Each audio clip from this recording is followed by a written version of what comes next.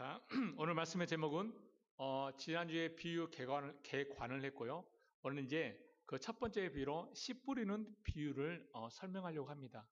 그 말씀에 들어가기 앞서서 지난 시간에 우리는 우리의 눈으로 볼 수 없고 우리의 귀로 들을 수 없고 마음으로 깨달을 수 없는 그 하나님의 나라에 대해 알게 되었습니다. 그런 하나님의 나라를 우리가 눈으로 볼 수 있고 귀로 들을 수 있고 마음으로 깨달을 수 있도록 우리의 것을 가지고 하나님의 나라를 설명하는 그 가르침의 방식을 뭐라고 얘기했죠? 비유. 그걸 비유라고 했습니다. 내가 저 사람 보니까 비유상에 그게 아니고 우리가 볼 수 없는 그 하나님의 것을 우리가 볼 수 있는 것을 가지고 그 하나님의 나라를 설명하는 그 가르침의 방식을 비유라고 했습니다. 국민일보 보시면 비유하는 교회를 조심해라. 신천지는 비유풀이를 조심한다. 그게 어떻게 보면 상당히 위험한 말입니다. 그러니까 정말 성경을 제대로 한다면 그 말을 하면은 안 됩니다. 자, 그러니까 모든 말이 다 비유라는 말이 아니고 어떤 것들 말해도 하나님의 나라에 관해서 말씀하고 있다는 것입니다. 그러니까 이 드러나 있는 말씀, 기록된 말씀, 눈에 나타난 글자, 활자가 중요한 것이 아니라 그 글자에 담겨진 이면에 담겨진 그 내용이 중요하다는 것입니다. 그래서 고린도후서 3장 6절의 말씀에 이렇게 말씀하고 있습니다. 저가 또 우리로 새 언약의 일꾼 되기에 만족해 하셨으니 의문으로 하지 아니하고 오직 영으로 함이니 의문은 죽이는 것이요 영은 살리는 것임이니라. 여기서 이 의문이라는 단어가 헬라어로 그라마입니다. 다시 말해 그라마는요 글, 우리 영어도 이제 그라마 문법이라고 얘기하는데요, 글, 기록된 것. 어떨 때는 성경에서는요 성경이라고도 한 2번 정도로 번역을 했습니다. 그러니까 다시 이 문장을 풀어서 얘기하면요, 글자는 우리를 죽이는 것이고 영은 우리를 살리는 것이라. 그러니까 그럼 글자를 통해서 우리가 영이 무엇인지를 알아야 되는 겁니다. 목사님 영지주의 아닙니까? 아닙니다. 영지주의는 육체를 완전 부정하는 겁니다. 마르시온부터 해가 이제 그 전부터 사상이 그 흐르면서 마르시온에서 최종의 정점을 찍어가지고 그게 이제 문제가 됐는데 나중에 더 얘기해 드리겠습니다. 그러니까 예수는 우리의 눈에 감춰지고 우리가 볼 수 없는 그 하나님의 나라를 설명하러 오신 분이 예수입니다. 그래서 그분은 이 땅에 오셔서 우리가 알 수 없고 볼 수 없는 그 하나님의 나라에 대해서 선포하시고 가르치시고 설명해 주신 것입니다. 그렇게 감춰지고 우리가 알 수 없는 그 하나님의 나라를 설명을 하시는데 누구에게 설명을 하시는 거 보니 바로 그 대상이 제자들입니다. 마태복음 13장 10절에서 11절에 제자들이 예수께 나와 이르되 어찌하여 그들에게 비유로 말씀하시나이까? 대답하여 이르시되 천국의 비밀을 아는 것이 너희에게는 허락되었으나 그들에게는 아니 되었나니. 마가복음 3장 33절과 34절에 이렇게 기록되었습니다. 예수께서 이러한 많은 비유로 그들이 알아들을 수 있는 대로 말씀을 가르치시되 비유가 아니면 말씀하지 아니하시고 다만 혼자 계실 때에 그 제자들에게 모든 것을 해석하시더라. 그러니까 예수님도 이 땅에 그 하나님 나라를 뭘로 말했습니까? 비유로. 근데 그 비유를 감춰지고 덮여져 있고 볼 수 없던 그 비유를 이제 누구에게요? 제자들에게 지금 설명하기 시작하는 겁니다. 예수님은 하나님의 나라를 모든 사람들에게 말씀하신 것이 아니고 먼저는 제자들에게만 말씀하셨다는 것입니다. 그렇다면 여러분, 제자란 무엇입니까? 아니, 제자는 어떤 사람이 제자일까요? 이 헬라어로 이 제자라는 단어가요, 마데타스인데요.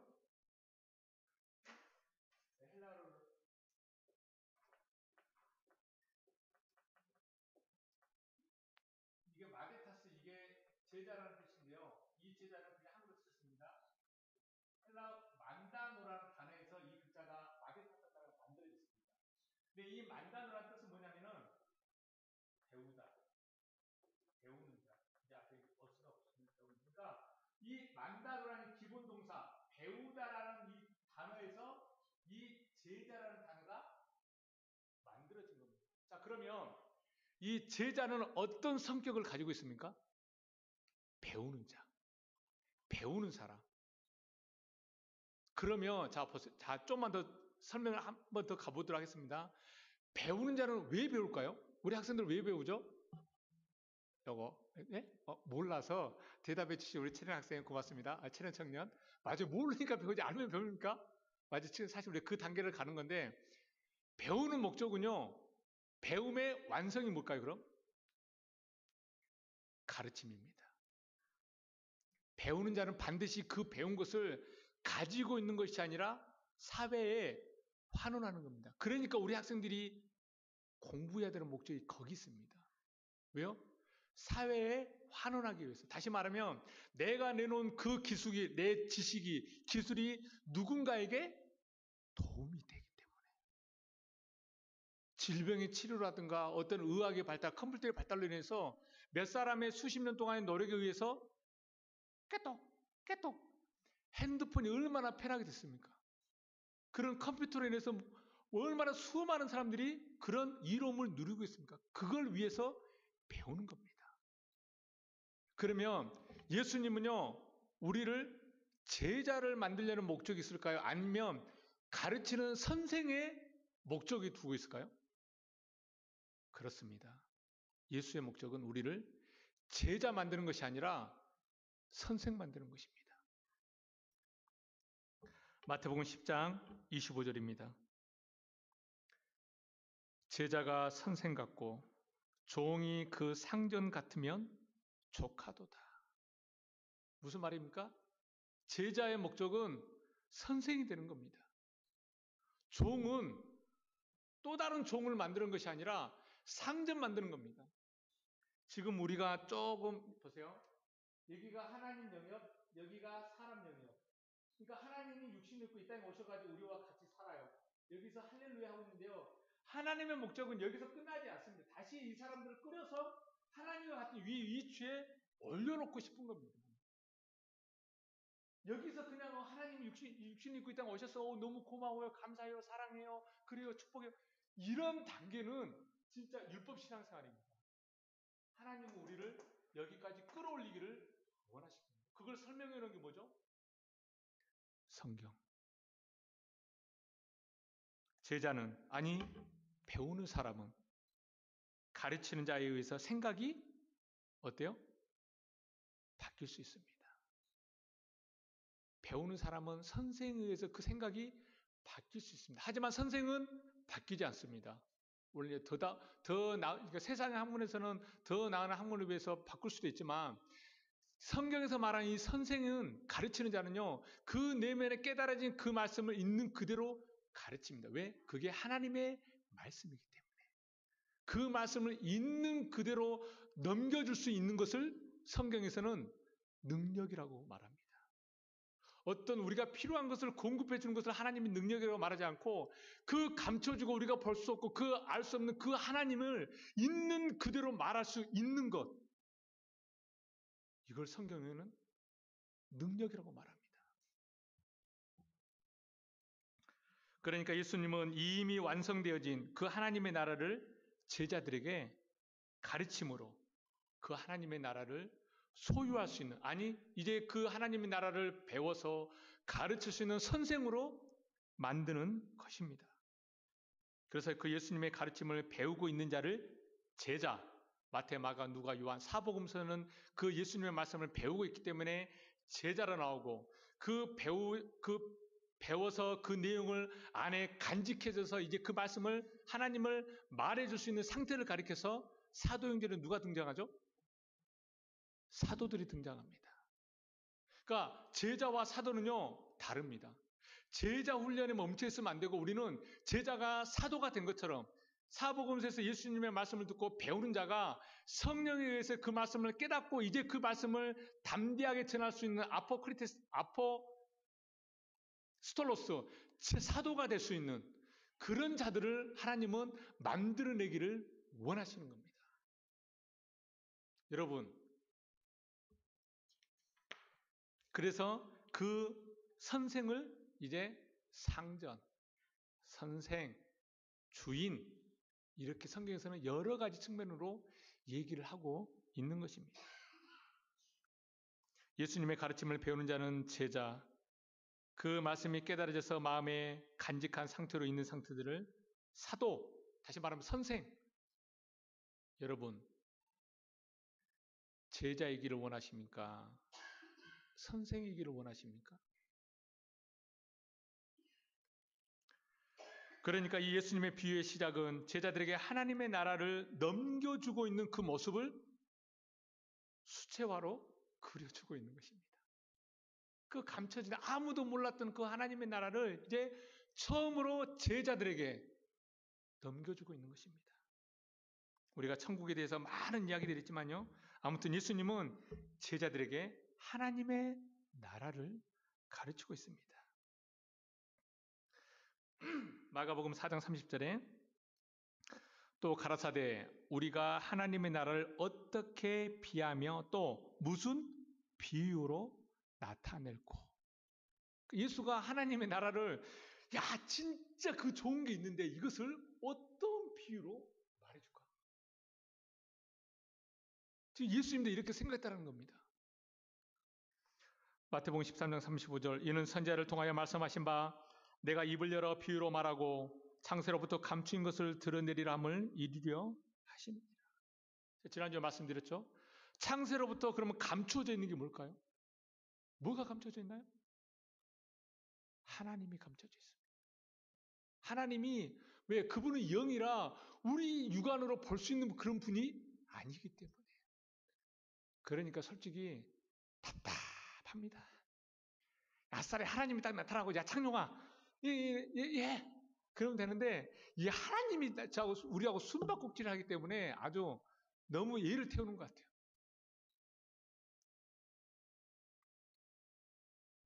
그리고 창세기 3장에는 어떻게 돼버렸죠? 생명나무로 가는 그 길을 막아버렸습니다. 화영검과 두루도는 화영검과 그룹으로 그렇게 감춰져 있던 것을 예수가 와서 우리에게 말씀하시고 가르치신 말씀이 바로 지금 우리가 보고 있는 성경입니다. 여러분 이 성경책이 어떤 책으로 보이나요? 내게 도움을 주는 책? 그렇죠? 영생을 주는 거기 때문에.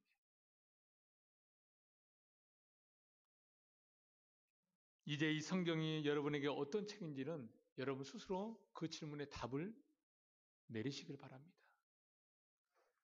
그러면 대체 하나님의 나라, 감춰져 있고 볼 수 없던 그 하나님의 나라를 볼 수 있는 자는 누구냐? 어떤 자들이 하나님의 나라를 볼 수 있고 어떻게 해야 그 하나님의 나라를 우리가 알 수 있는가? 성경은 그 하나님의 나라를 이렇게 하면 볼 수 있다고 설명해 놓은 구절이 있습니다. 우리가 너무나 잘 아는 말씀 요한복음 3장 3절 함께 이 구절은 중요하니까 왜 이렇게 하면 하나님 나라를 본다니까 한번 읽어보도록 하겠습니다. 요한복음 3장 3절입니다. 함께 읽겠습니다. 예수께서 대답하여 가라사대 진실로 진실로 내게 이르노니 사람이 거듭나지 아니하면 하나님의 나라를 볼 수 없느니라. 자, 역으로 하나님의 나라를 보려면 그럼 사람이 어떻게 하면 됩니까? 그쵸. 거듭나면 하나님의 나라를 볼 수가 있습니다. 자, 그러면 이게 성경으로는 거듭이라고 번역이 됐는데요. 거듭이 뭘까요? 다시 태어난 거. 다시 태어나는 게 뭔데요? 그래서 우리는 다시 태어난 거 어떻게 말해요? 행동으로, 말로, 표정으로, 옷 입는 걸로 그걸로 내가 다시 태어난 것을 교회에서 보여주고 싶어요. 옛날에는 교회에서 말을 막 했는데 이제는 좀 말을 좀 조심하고 그걸 봤을 때 저 사람 뭔가 은혜를 입었나 보네? 좀 뭔가 달라졌네? 성경은 그걸 거듭이라고 말할까요? 안 할까요? 자, 거듭이라고 번역했는데 자, 우리 거듭이란 단어가 우리 한자로 말을 하면 한글로 말하면 뭐라고 얘기하죠? 우리 성결교단의 4대 표제입니다. 첫째가 뭐죠? 중생, 성결, 신유, 재림 이 네 가지가 우리 기독교에 대한 성결교의 사대 표제입니다. 근데 거기서 앞부분에 거듭남을 이렇게 얘기합니다. 중생, 다시 태어나는. 근데 이 중자가 무슨 중자인지 압니까? 가운데 중? 아닙니다. 스님 중? 아닙니다. 이 중자가 무슨 중자일까요?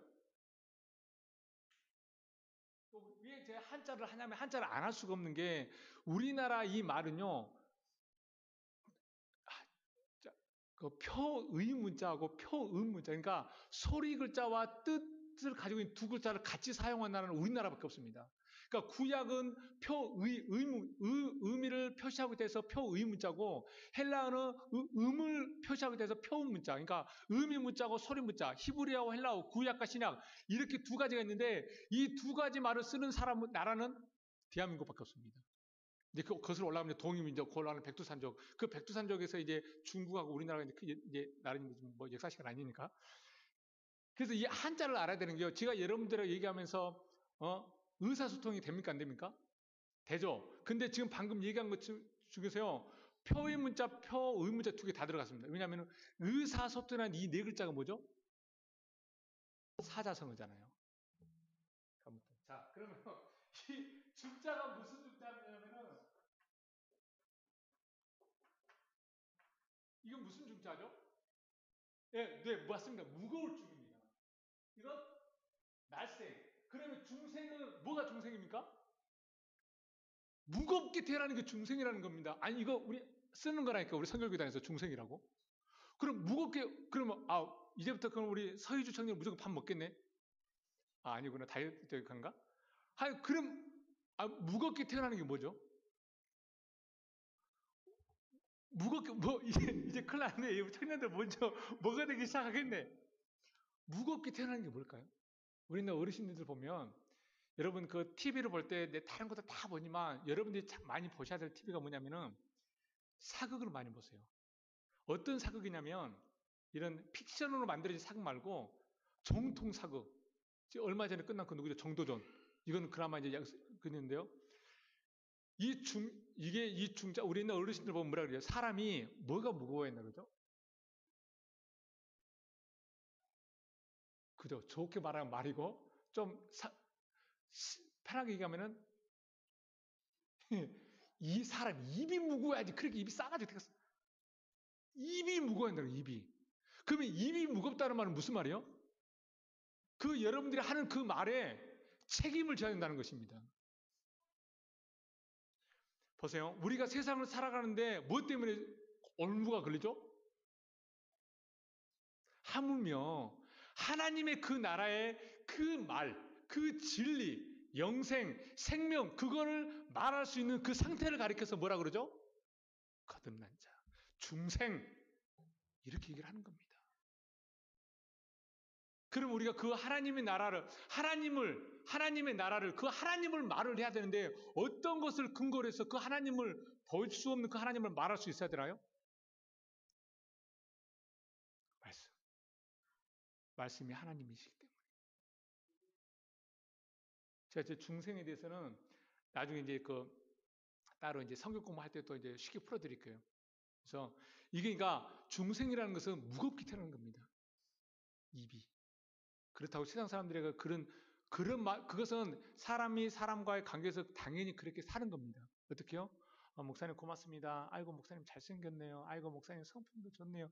이런 것은 말하지 않아도 서로가요 다 인사스레 다 하는 겁니다. 성도가 어떠셨어요? 고맙어요. 보고 싶었어요. 속에서 불불 끓어도 보고 싶다. 그렇게 말을 해야 믿음이 있는 것 같으니까 아이고 보고 싶었어.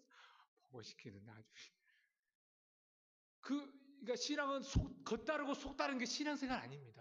속에서는 진짜 불불 끓어 하고 싶은데 겉으로는 그렇게 하면 안 되니까 집사니까 뭐 목사니까 그렇게 하는 것은요 내가 지금 힘이 없으니까 좀 해주는 것뿐이에요. 다시 말하면 주일날 교회 오는 게 하나님 무서워서 천국을 못 갈까 봐서 지옥 안 가려고 그렇게 해서 하나님을 무서워서 온다는 것은 내가 하나님보다 힘이 없는 거예요. 내가 만약에 하나님처럼 힘만 있다면 그렇게 안 할 거야.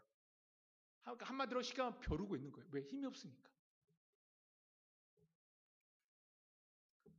자, 그래서 어떤 사람이 하나님의 나라를 볼 수 있다고요? 바로 거듭난 사람. 다시 말하면 우리의 입이 이 성경을 가지고 그 감춰져 있는 그 하나님을 말할 수 있는 그 말을 내는 사람. 이 사람을 거듭난 사람이라고 합니다. 여러분 곰곰이 한번 생각해 보십시오. 많은 사람들이 하나님을 이야기할 때요. 자기들의 삶 가운데 환경에서 일어난 일들을 그 일들을 해결해 준 그 하나님으로 다 얘기하고 있습니다. 이럴 때 이러니까 하나님 이렇게 해주는 하나님 뭐 기도하니까 이렇게 해주고 또 뭐 그거 하나님? 긴지 아닌지 저는 모릅니다. 저는 하나님이라고 말하고 싶지 않습니다. 왜? 저는 그렇게 성경에서 말하지 않고 있다는 것을 저는 알고 있기 때문에. 기도해서 보고 뭐 자고 있는데 환상 가운데 가고 뭐 어디 신문에 보면 20분 만에 갔다 왔다 그랬나? 하나님의 나라는 그렇게 보여질 수 있는 것이 아닙니다. 하나님도 답답해서 우리가 볼 수 있는 걸로 그 하나님의 나라를 기록했는데 그 나중에 요한계시록 때 천천히 풀어가겠습니다. 그래서 베드로전서 1장 23절에 이렇게 기록됐습니다. 너희가 거듭난 것이 썩어질 씨로 된 것이 아니요 썩지 아니할 씨로 된 것이니 하나님의 살아있고 항상 있는 말씀으로 되었느니라. 무슨 말입니까? 무엇으로 거듭난다고요? 항상 살아있는 하나님의 말씀으로 된다는 것입니다. 여러분 이것을 믿으십니까? 이 하나님의 이 말씀으로 우리가 거듭난다는 것을 믿습니까? 예수를 믿지도 않는 다른 타종교에서도 2000년 전에 이스라엘에서 십자가에 죽은 그 예수는 죽은 것은요 모든 사람이 다 알고 있습니다. 그래서 뭐 어쩌자고요? 성철 스님도 알고 죽었어요.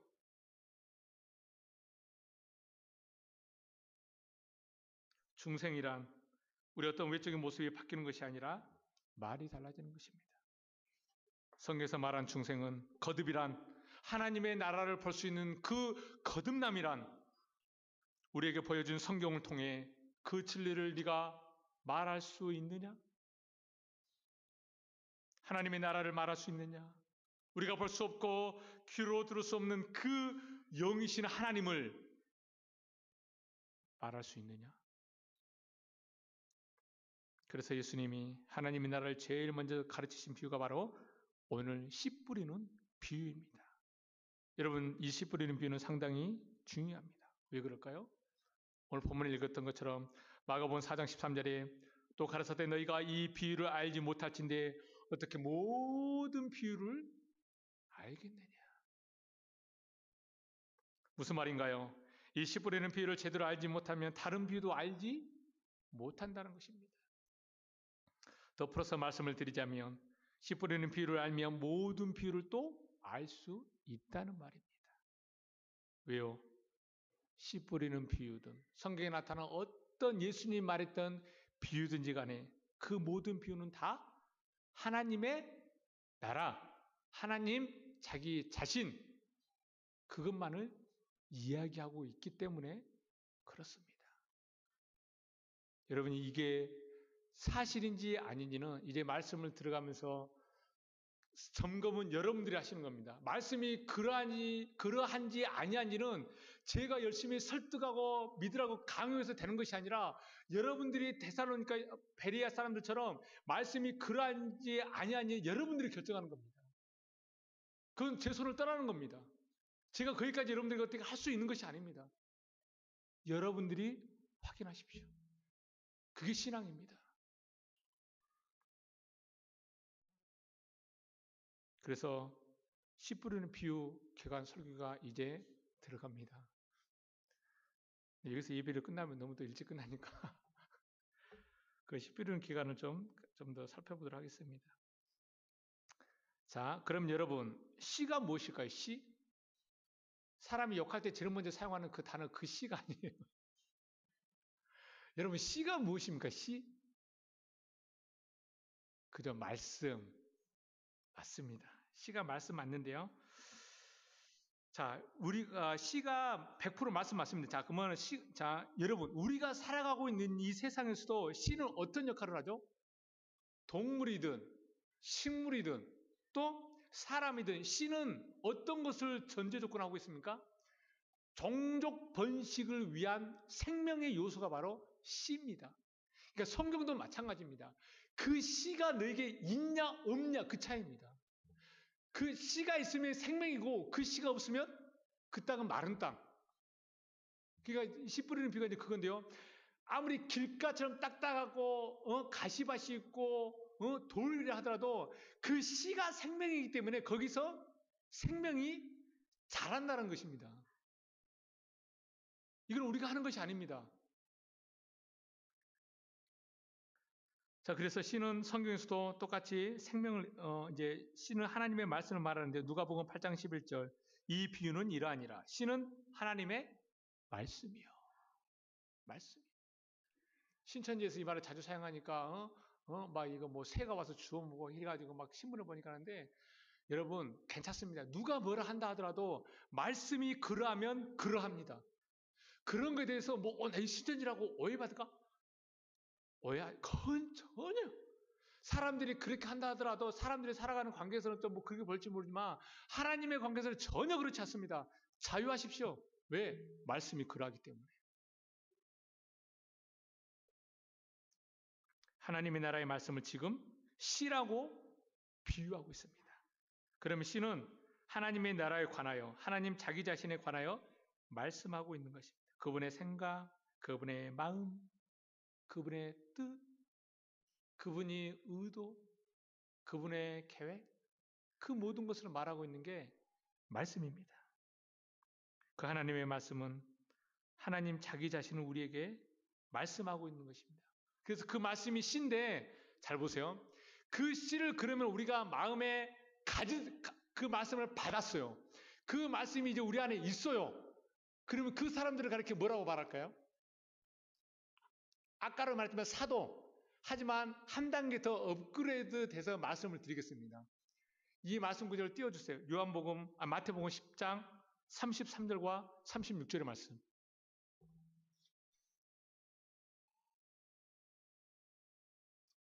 자, 스크린을 보시고 눈으로 잘 따라가세요. 제가 이 부분은 좀 더 깔끔하게 한번 읽어보겠습니다. 누구든지 사람 앞에서 나를 부인하면 나도 아니네요. 말씀 잘못됐습니다. 이 마태복음 10장 33절과 36절 이 말씀이 아닌 것 같은데 참 죄송합니다.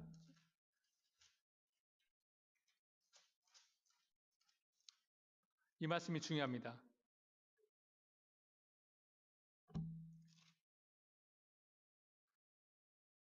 제가 말씀을 잘못했는데 요한복음 10장이네요. 죄송합니다. 여러분 성경적으로 다 찾아주세요. 요한복음 10장 33절에서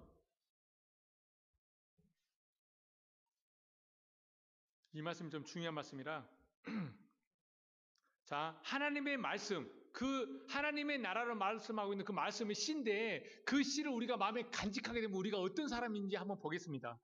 요한복음 10장 33절부터 읽을 때 잘 들으시기 바랍니다. 유대인들이 대답하되 선한 일로 말미암아 우리가 너를 돌로 치려는 것이 아니라 신성 모독으로 인함이니 내가 사람이 되어 자칭 하나님이라 함이로라. 34절 예수께서 이르시되 너희 율법에 기록된 바 내가 너희를 신이라 하였노라 하지 아니하였느냐. 여기서 신이라는 단어가 데오스 하나님입니다. 근데 하나님으로 번역 안 하고 신이라고 지금 번역을 해놓은 거예요. 그러니까 너희를 하나님이라고 지금 부른다는 거예요. 그 다음 구절입니다. 36절, 35절, 그러니까 34절부터 제가 다시 읽을게요. 예수께서 이르시되 너희 율법에 기록된 바 내가 너희를 신이라 하였노라 하지 아니하였느냐. 성경은 폐하지 못하나니 하나님의 말씀을 받은 사람들을 뭐라고 하셨거든? 그렇죠. 이게 데오스 똑같은 데오스 하나님이라는 뜻입니다. 무슨 말입니까? 그 하나님을 말하고 있는 그 말씀을 마음판에 딱 간직한 사람을 가리켜서 뭐라고 말한다고요? 이제 큰일 났네 여러분. 이제 내가 하나님이라 말 나오겠네. 그러니까 그 지금 성경에서 말하는 그 하나님은, 이 하나님은 전지를 창조하고 생명을 주고 없는 걸 있게 하고 무에서 유를 만드는 그런 하나님을 말하지 않는 겁니다. 우리의 영역이 아니잖아요. 하나님의 말씀을 받은 자를 신이라 그랬다니. 그러니까 여러분, 바울이 어떻게 죽었죠?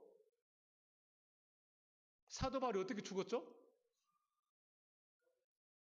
바울은 죽지 않았습니다. 저 목사님, 이제 큰일 났네. 바울 무슨 소리야?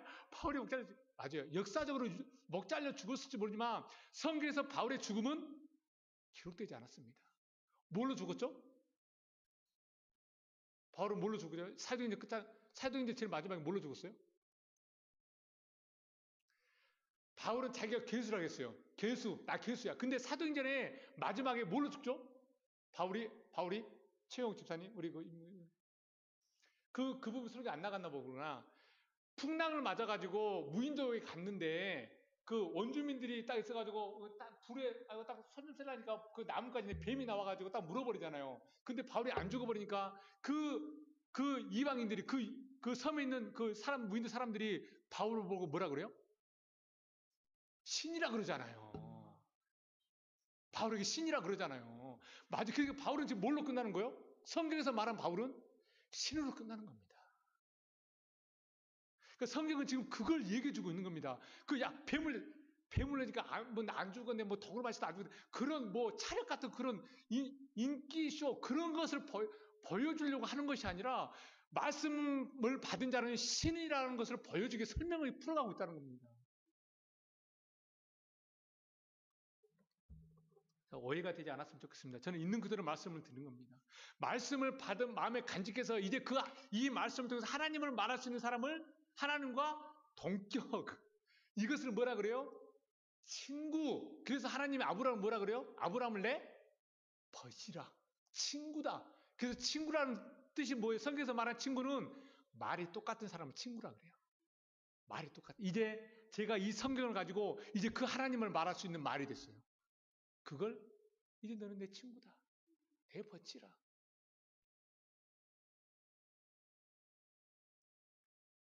이것만 하고 말씀을 마치도록 하겠습니다. 씨를 뿌리는 자, 그래서 이 하나님의 말씀, 씨를 마음에 가졌다는 것은 그 보이지 않는 하나님을 말씀을 통해서 말할 수 있게 된 상태. 그 사람들을 가리켜 신이라고 말하는 것입니다. 자, 그러한 하나님의 말씀, 하나님의 나라를 상징하는 그 씨를 뿌리는 사람이 누구일까요? 씨 뿌리는 사람이 누구일까요? 하나님! 이렇게 말하면 맞는 말도 아니고 틀린 말도 아니에요. 우리 모두 하나님, 예수님, 아닙니다. 아니다는 것이 아니라 맞는 말도 아니고 틀린 말도 아니고 제가 이 부분 읽어 마태복음 13장 37절입니다. 대답하여 가라사대 좋은 씨를 뿌리는 이는 인자요. 밭은 세상이요 좋은 씨는 천국의 아들들이요 가라진 악한 자들의 아들들이요. 씨 뿌리는 자가 누구라고요? 인자라는 거예요. 아니 왜 예수라고 말 안 하고 왜 하나님이라고 말하지 않고 왜 그리스도라고 말하지 않고 하물며 여기서 인자라는 말을 썼을까요? 성경은 이런 걸 참 중요시합니다. 아버지 하나님 씨 뿌렸어. 하나님 복 주려고. 그럼 마태복음 마태복음 1장 1절만 했으면 된다니까요. 왜 이 씨를 뿌리는 인자라고 말했을까요? 다시 말하면 인자는 씨를 뿌리는 사람이 인자예요.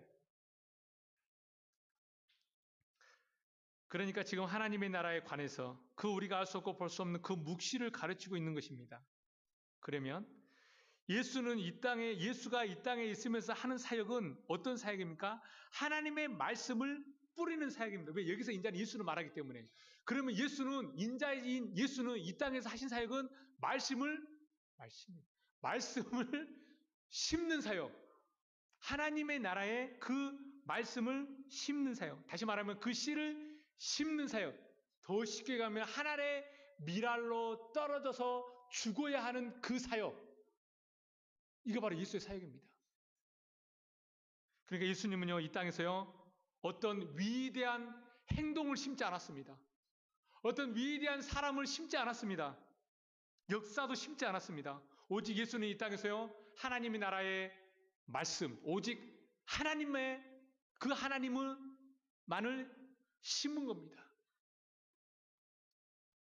여러분은 예수 믿는다고 어떤 큰 사람 되려고 하지 마십시오. 아니, 큰 사람은 당연히 돼야 됩니다. 과학자, 대통령, 국회의원, 그런 꿈을 가지세요. 우리 성빈이하고 우리 진선이가 있는데 그런 꿈 가지세요. 그건 당연한 겁니다.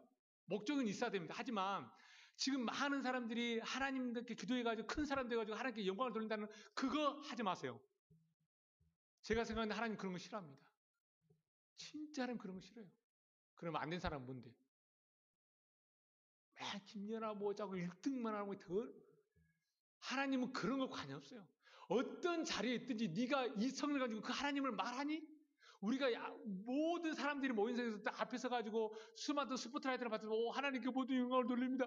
이렇게 말한다고 해서 하나님 영광을 받지 않습니다. 하나님은 그렇게 말장난이 있지 않습니다. 어디에 있든지 간에 어떤 모습으로 있든지 간에 이 성경을 가지고 하나님 말을 말한다면 그게 하나님께 영광이 되는 겁니다. 영광은 나타내는 것이 아니라 있는 그들의 영광이 되는 것입니다. 그리고 하나 더 예수가 이 땅에 남긴 것이 있다면 그 생명의 말씀을 전할 교회를 남긴 겁니다. 그래서 하나님 나라에 관한 그 생명의 말씀은 교회를 통해서 나오는 것입니다. 그 말씀을 여러분 안에 가져서 여러분들이 신이 되었다면 그 상태를 교회, 그 말씀 안에 가지고 있으면 그걸 바로 임마누엘, 그 상태가 바로 베델, 하나님이 거하시는 성전. 이게 구름 기둥과 불 기둥의 하나됨. 그러니까 교회는 그 말씀을 보관하고 잘 퍼뜨려야 할 의무를 가지고 있는 것이 교회입니다.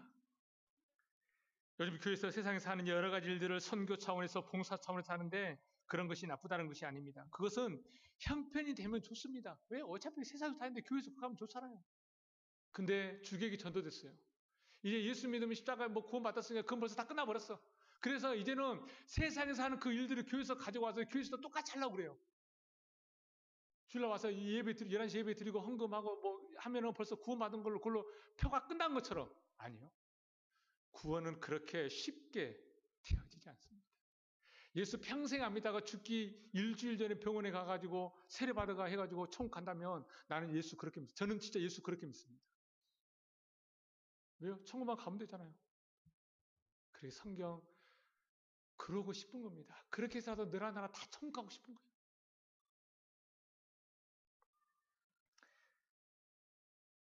교회의 목적은 사람들의 부족한 것을 채워주고 인간관계 형성을 위해서 어떤 프로그램을 하는 것이 목적이 아닙니다. 얼마 전에 우리나라에 방문했던 필립 얀시라는 뭐 사무용 문구 이름 같죠? 필립 얀시. 이 필립의 세계적인 신학 석학이 왔는데 와서 뭐라고 얘기하냐면 딱 뭐 여러 가지 말을 했는데요. 딱 이렇게 했습니다. 교회는 사회 봉사하는 곳이 아니라 하나님을 예배하는 곳이다. 저는 이 말 듣고 너무 좋았어요. 그분이 어떤 목적으로 말을 했든지 안 했든지 그건 모르겠지만 그 말 자체로 보면 그 100% 맞습니다. 맞아요. 교회는 사회 봉사하는 곳이 아니라 하나님을 예배하는 것입니다. 뭘로요? 영과 진리로 예배하는 것이 교회지 그 이상도 그 이하도 없습니다. 그러니까 교회에서는요 모두가 다 말하지 않아도 다 똑같아요. 다 똑같은 겁니다. 잘못하면 여기서 이렇게 와전되면 공산주의가 돼버리는데요. 그런 의미는 아니고요. 교회는 바로 그런 겁니다. 이 생명의 말씀을 가져서 그 말씀을 전하는 사람은 바로 교회. 여러분, 이 생명의 말씀, 우리가 볼 수 없고 알 수 없는 그 하나님의 나라, 그 하나님을 여러분 안에 간직해서 그 하나님을 사람들에게 말해주고 싶지 않습니까? 그런 교회가 되고 싶지 않습니까? 눈에 보이는 건물이 아니라 정말 생명, 육신으로는 취할 수 없는 그 영원한 생명을 이 말씀을 가지고 다른 사람들에게 전해주고 싶지 않습니까? 그러려면 여러분 먼저 교회가 되십시오. 여러분 마음 안에 세상의 축복과 인간관계와 어떤 부와 그런 것을 가지려고 성경을 보는 것이 아니라 오직 그 생명의 말씀을 내 안에 두기 위해서 말씀을 보십시오. 그렇게 기도하십시오.